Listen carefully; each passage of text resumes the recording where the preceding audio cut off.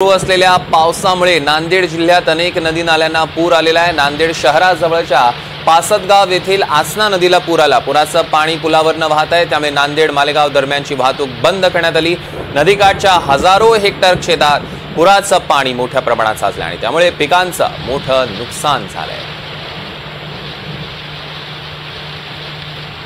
गेल्या 2 दिवसांपासून सुरू असलेल्या पावसामुळे नांदेड जिल्ह्यात नदी नाल्यांना पूर आलाय। पैनगंगा नदीला पूर आल्याने नदीवरील सहस्रकुंड धबधब्याला रौद्ररूप आलाय। नांदेड जिल्ह्यातील इस्लामपूर येथील सहस्रकुंड धबधब्याचं हे रौद्ररूप आपण बघतोय।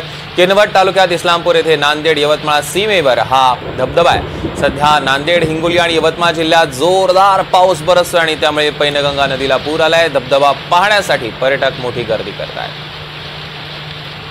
दृश्यांमध्ये आपण बघू शकतोय धबधबा पाहण्यासाठी पर्यटकांची मोठी गर्दी आपल्याला बघायला मिळते।